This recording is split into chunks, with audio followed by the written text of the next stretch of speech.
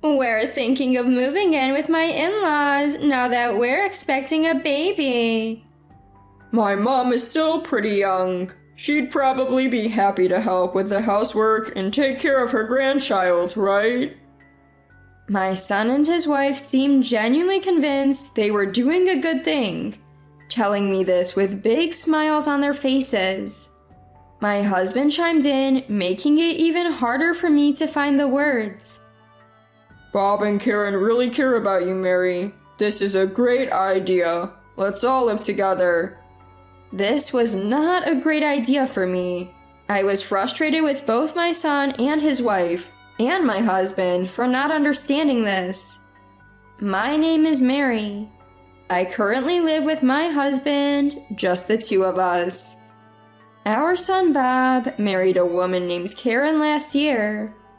Karen is a modern young woman with a cute smile, but as a mother-in-law, there are things that concern me. She doesn't help with cooking or cleaning when she visits. She just watches TV and laughs with my husband and Bob. I always helped out when I visited my in-laws, but maybe daughters-in-law these days don't do that. Even if Karen offered to help, I'd probably decline because I have my own way of doing things. I felt a gap in our values. Maybe this is how mother-in-law and daughter-in-law conflicts start. I've never expected much from others, so I just thought about it as if it were someone else's problem. I'm a career woman, still working as an office employee. I didn't climb the corporate ladder because I loved my job. I did it out of necessity while raising Bob.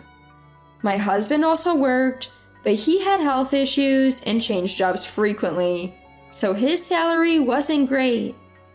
I had to work hard because Bob wanted to attend private high school and college. That doesn't mean my husband helped with housework. In the past, it was expected that women would do the housework. I always thought it would be quicker if I just did it myself, rather than teaching my husband. Perhaps that was my mistake. Bob, who grew up watching his father, turned out to be a man who doesn't do any housework. When I expressed concern to Karen, she said, "Don't worry, I'm re-educating him." Maybe my parenting wasn't successful. I was busy with work and had to rely on my late mother for most of Bob's care. But hearing my daughter say she's re-educating my son was a blow. I had my issues with Karen, my husband, and even Bob, but family are still strangers to each other in some ways. As long as we're not causing each other trouble, I thought, let everyone live their lives. Then one day, Bob and Karen came to me with an unexpected proposal. We're actually expecting a baby. Bob and Karen came over for their usual visit and told us they had important news. Karen rubbed her belly and smiled shyly. This would be the first grandchild for both me and my husband. We couldn't help but smile and congratulate Bob and Karen. My husband even jumped the gun, asking, "Is it a boy or a girl?" Bob laughed. "Slow down, we don't know yet." Both Bob and Karen are working.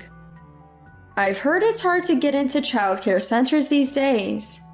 When I asked Karen what she plans to do about work after the baby is born, she smiled and said, "I love my job, so I plan to continue." Karen works for an apparel company and has been at the same job since she graduated from vocational school. Raising a child won't be a financial burden for them. When I told her, juggling work and parenting will be tough, but I'll help where I can, Karen shyly responded, "That's why we're thinking of moving in with you and Dad." A small "what?" slipped out of my mouth, but fortunately, it seemed no one heard. Bob, visibly excited, leaned in and said, "Mom, you're still young. You'd be happy to help with housework and take care of your grandchild, right?" Both Bob and Karen seemed to genuinely believe they were making a good offer. but I was at a loss for words. It sounded like they were asking me to become their housekeeper. Sure, the grandchild will probably be adorable, but to move in and take care of the child? While I was struggling to find the words, my husband enthusiastically chimed in.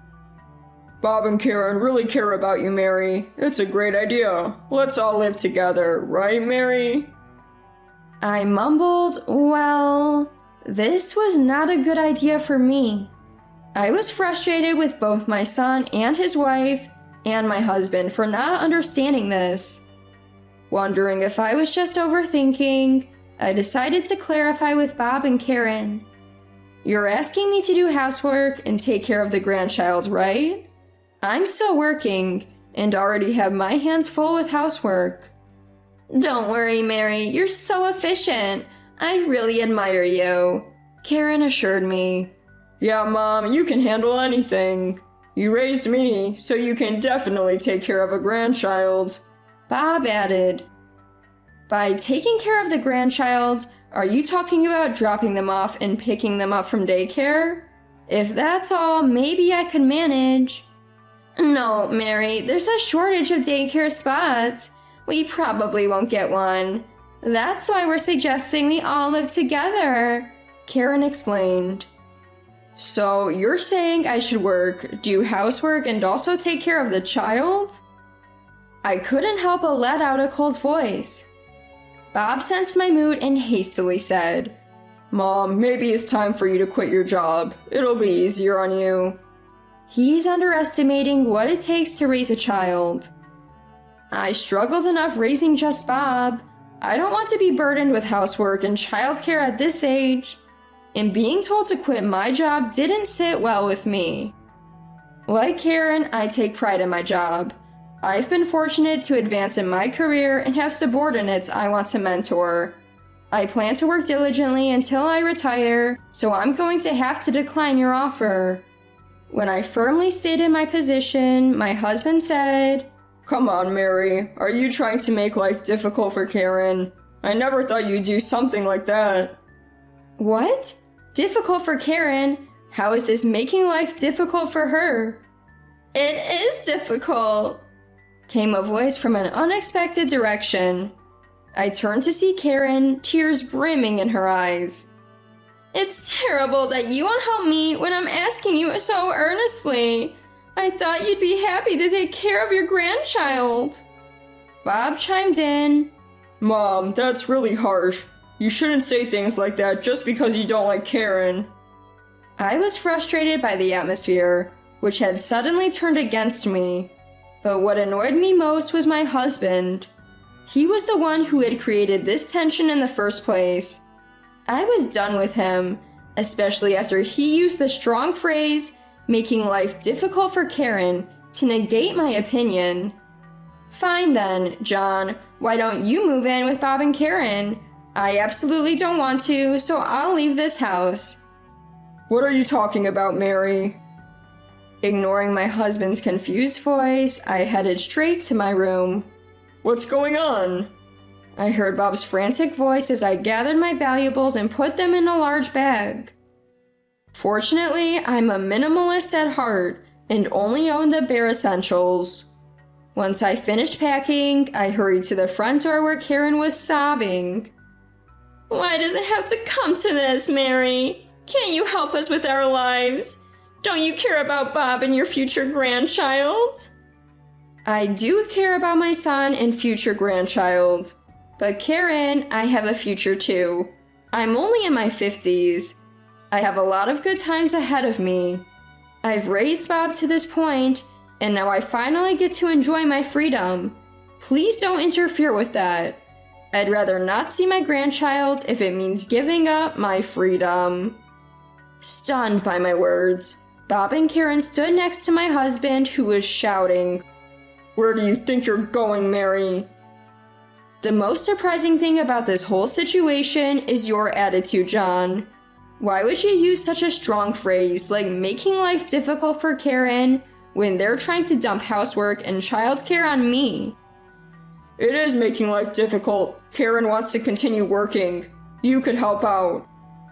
If you feel that way, why don't you help out John? You're not working, but I am. That's right. My husband is currently unemployed. He's the same age as me, too young to retire, but he suddenly quit his job because he found it unfulfilling. I've been with him for decades, so I just sighed and thought, here we go again. But I can't live with this man anymore. Why couldn't he step up and say he'd take care of the housework and the grandchild? That's what truly disgusted me. I'm a man. I can't do housework or childcare. Bob is a man, but he can't do housework or childcare either, right? Isn't Karen re-educating him? When I turned to Bob, who was standing there dumbfounded, he said, Well, I intend to do what I can. It seemed Karen's re-education was working. I gave Karen a final apology. I'm sorry my son has been such a burden to you, and then faced my husband. After hearing all this, I've thought about my future. If I'm going to be stuck doing housework and taking care of a grandchild while John lounges around at home, then I'm not interested. I've decided to separate from John. I said to my stunned husband, thank you for everything, and turned back to Bob and Karen. I don't know if you'll live with Dad, but don't count on him for anything. Maybe if Karen re-educates him, he'll be somewhat useful. Goodbye. Have a healthy baby. I left the house without any emotion. My husband followed me for a while, but seemed to give up when he saw I wasn't stopping. I headed to my sister Lisa's place, where she lives alone and single. Lisa is a successful writer and lives in a pretty big house all by herself. When I explained the situation to her, she was thrilled to have me. Welcome, sis, to this single life, she joked as she greeted me. Living with Lisa was the epitome of freedom. We cooked whatever we wanted, went out only when both of us felt like it, and it was no big deal if one of us didn't want to go. Our finances were separate, so as long as we contributed a set amount to the household, the rest was ours to spend freely. Feeling at home in this new lifestyle, I sent my husband divorce papers and even hired a lawyer. The divorce went through. Lisa and I threw a party to celebrate, indulging in snacks and chocolates we usually wouldn't eat. It felt like a return to our younger days. As I had expected, my husband, Bob, and Karen gave up on living together. It was Karen who wanted out, saying there was no benefit in living with a man who couldn't handle housework or child care. Bob sided with Karen, and my husband was left to live alone. A year later, Bob called, almost begging me to take care of their child. As Karen had anticipated, their child wouldn't get into a child care center and ended up on a waiting list. I was tempted by the desperation in my son's voice, but I have my own life to live and declined. Bob said, Mom, that's harsh. But Karen's parents live not too far away. When I suggested they ask them for help, Bob seemed uncomfortable. Bob doesn't like Karen's parents even before they married. He's always found Karen's parents difficult, as they spoil her rotten. But the time for me to sacrifice my life to help my son is long past. I've prioritized my kids enough. Now it's time to live for me. After telling Bob to figure things out for himself, I haven't heard from him.